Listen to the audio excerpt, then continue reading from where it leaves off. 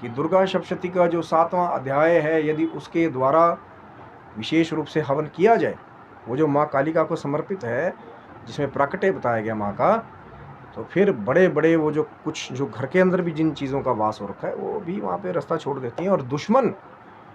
जो शरारती तत्व हैं, जिनको दया क्षमा से कोई लेना देना नहीं है,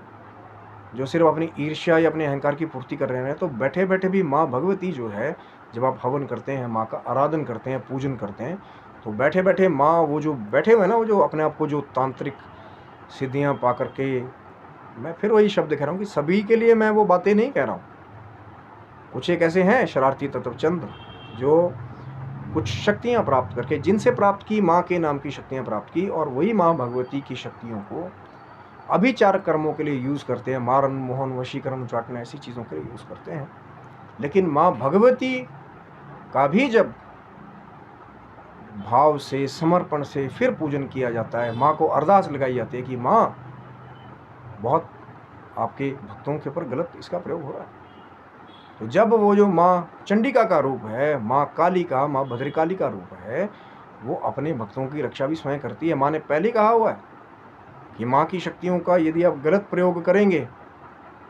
अपने अहंकार के लिए, तो और कोई वो शतचंडी हवन करवाने वाला, या सिर्फ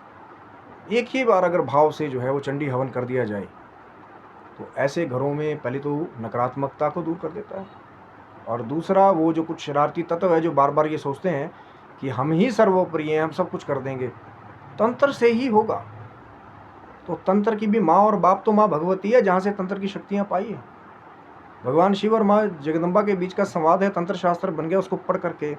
आप उन शक्तियों को हासिल करके, माँ की साधना करके, चाहे आराधना करके या वो अघोर साधना करके, आप ये सोचेंगे कि आप निर्दोषों का दोष करेंगे, और माँ भगवती को यदि वो निर्दोष व्यक्ति याद करेगा, तो क्या माँ भगवती उसके कष्ट को दूर नहीं करेगी? ये बहुत बड़ी भ्रांति है उन लोगों के मन में कि जी हमने तंत्र सीख लिया तो हम कुछ भी कर लेंगे। ऐसे बहुत सारे एक्सपीरियंसेस हैं जहाँ कुछ ऐसे भक्त थे जो कुछ नहीं जानते थे, कोई तंत्र नहीं, कोई मंत्र नहीं, कोई यंत्र नहीं, और वो सिर्फ सीधी सादी भक्ति करते थे। तो जब उनका भी सामना बहुत बड़े बड़े वामाचारियों के साथ, या वो जो दूसरे शमशान की क्रियाएं जानने वाले उनके साथ हुआ, तो वो कुछ क्यों नहीं कर पाए। बहुत सारे ऐसे आपको एक्सपीरियंसेस मिलेंगे कि बहुत सारे जो सीधे साधे भक्त थे, कई बार उनका टकराव दूसरे लोगों से भी हुआ, लेकिन वहाँ कुछ क्यों नहीं हुआ? क्योंकि उनके ऊपर ईष्ट की कृपा है। वो भगवान शिव की, मैंने पहले भी कहा था, माँ जगदम्बा की कृपा जिसके ऊपर हो जाए,